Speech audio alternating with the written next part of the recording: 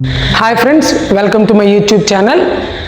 ఈరోజు ఈ క్లాస్లో మన భారత రాజ్యాంగ పరిణామ క్రమాన్ని మనం తెలుసుకుందాం.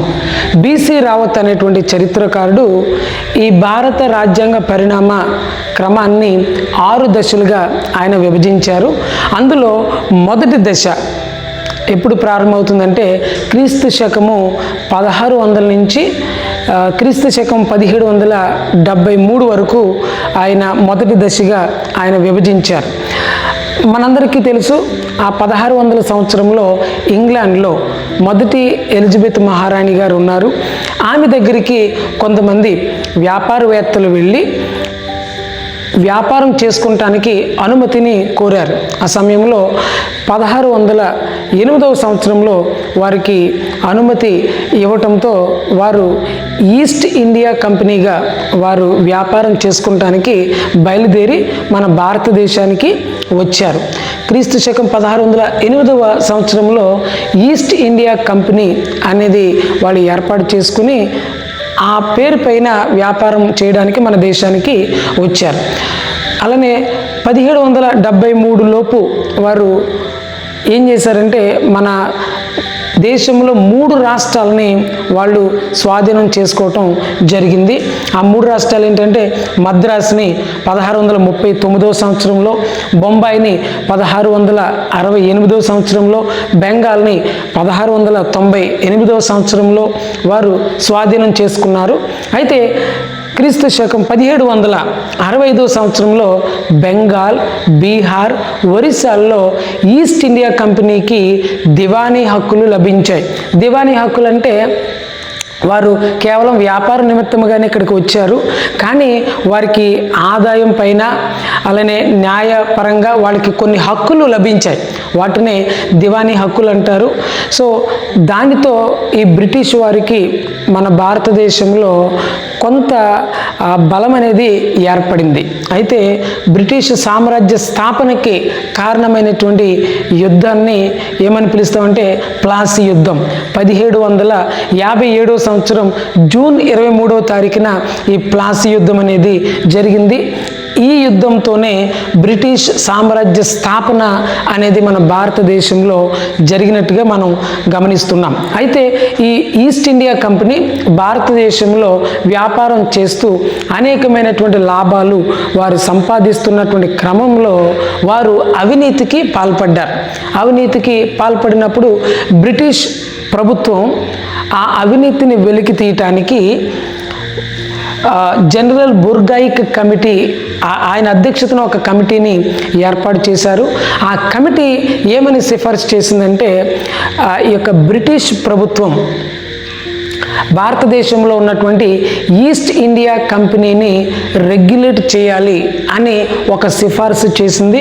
సో అప్పుడే మనకి రెగ్యులేటింగ్ చట్టం అనేది ఏర్పడింది. ఈ రెగ్యులేటింగ్ చట్టం ఎప్పుడు ఏర్పడిందంటే 1773వ సంవత్సరంలో ఈ యొక్క రెగ్యులేటింగ్ చట్టం అనేది చేయటం జరిగింది. ఇక్కడ 1600 నుంచి ఈ యొక్క 1773 వరకు మొదటి దశగా చెప్పుకోవచ్చు. అంటే బ్రిటిష్ వారు ఈస్ట్ ఇండియా కంపెనీ అనేటువంటి పేరు మీద భారతదేశానికి వ్యాపారం చేయటానికి వచ్చిన మొదలు వారి యొక్క అవినీతిని కంట్రోల్ చేయడానికి బ్రిటిష్ ప్రభుత్వం చేసినటువంటి రెగ్యులేటింగ్ చట్టం వరకు మొదటి దశగా చెప్పుకోవచ్చు. 1773 నుంచి 1858వ సంవత్సరం వరకు బ్రిటిష్ ప్రభుత్వం అనేకమైనటువంటి చట్టాలు చేసింది. అందులో మొదటిది 1773 రెగ్యులేటింగ్ చట్టం.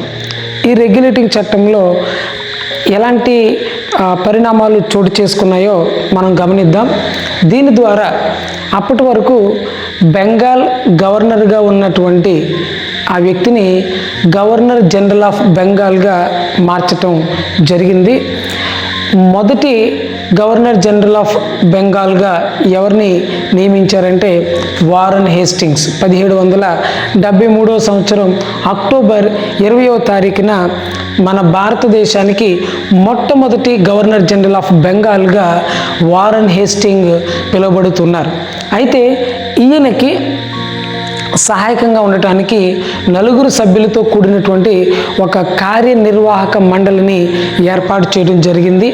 ఆ నలుగురు కార్యనిర్వాహకులు ఎవరు అంటే Clavering, Barwell, Philip Francis, Monson అనేటువంటి ఈ నలుగురు ఈ మొట్టమొదటి governor general of Bengal Warren హేస్టింగ్కి సలహాదారులుగా సహాయకులుగా వాళ్ళు ఉండేవారు. వీరినే ఏమని పిలిచేవారంటే కలకత్తా కౌన్సిల్ లేదా కౌన్సిల్ ఆఫ్ 4 అని పిలిచేవారు. అలానే ఈ యొక్క రెగ్యులేటింగ్ చట్టం 1773లో జరిగినటువంటి ఇంకొక మార్పు ఏమిటంటే కోల్కతాలో పోర్ట్ విలియంలో ఉన్నటువంటి మేయర్ కోర్టు స్థానంలో మొదటిసారిగా సుప్రీం కోర్ట్ అనేది ఏర్పాటు చేయడం జరిగింది. 1774లో మొట్టమొదటి సుప్రీం కోర్ట్ అనేది ఏర్పాటు చేయడం జరిగింది. ఈ సుప్రీం కోర్టులో ఒక ప్రధాన న్యాయమూర్తి అలానే 3 న్యాయమూర్తులు ఉంటారు. మొదటి ప్రధాన న్యాయమూర్తి ఎవరంటే సర్ ఎలిజా ఇంపే. ఆయన మొదటి ప్రధాన న్యాయమూర్తిగా ఈ సుప్రీంకోర్టుకి ఆయన ఉన్నారు. అలానే ఆయనతో పాటు 3 న్యాయమూర్తులు ఎవరంటే రాంబర్ట్ చాంబర్స్, సీజర్ లైమస్టర్, జాన్ హైట్ అనేటువంటి ఈ 3 మరి న్యాయమూర్తులుగా అక్కడ పనిచేశారు. ఈ యొక్క రెగ్యులేటింగ్ చట్టం ద్వారా బ్రిటిష్ ప్రభుత్వం కేంద్రీకృత పాలనని తీసుకువచ్చింది. అలానే ఈ యొక్క రెగ్యులేటింగ్ చట్టం ద్వారా బ్రిటిష్ ప్రభుత్వం ఈస్ట్ ఇండియా కంపెనీని ప్రైవేటు వ్యాపారం చేసుకోవటానికి అనుమతించలేదు. కేవలం ఆ కంపెనీ తరపున మాత్రమే వారు వ్యాపారం చేసుకునే విధంగా కొన్ని చట్టాలు తీసుకురావడం జరిగింది. ఈ రెగ్యులేటింగ్ చట్టం 1773ని మొట్టమొదటిసారిగా లిఖింపబడినటువంటి రాజ్యాంగ చట్టముగా మనం భారత రాజ్యాంగ పరిణామ దశల్లో 2వ దశలో పిట్స్ ఇండియా చట్టం గురించి మనం తెలుసుకుందాం. ఈ పిట్స్ ఇండియా చట్టం 1784లో చేయటం జరిగింది. అప్పటి బ్రిటిష్ ప్రధాని అయినటువంటి సర్ విలియమ్స్ పిట్ జూనియర్ ఈ యొక్క చట్టాన్ని రూపొందించడం ద్వారా దీన్ని పిట్స్ ఇండియా చట్టంగా పిలుస్తారు. ఈ చట్టం ద్వారా మరి జరిగినటువంటి పరిణామాలు ఏమిటంటే కంపెనీ యొక్క మరి వ్యవహారాలని 2గా అక్కడ విభజించడం జరిగింది. ఒకటి కంపెనీ రాజకీయ పరిపాలనా సంబంధ వ్యవహారాలని బోర్డ్ ఆఫ్ కంట్రోల్ గాను, అలానే 2వది కంపెనీ వ్యాపార వాణిజ్య వ్యవహారాల నిర్వహణకి కోర్ట్ ఆఫ్ డైరెక్టర్స్గా విభజించడం జరిగింది.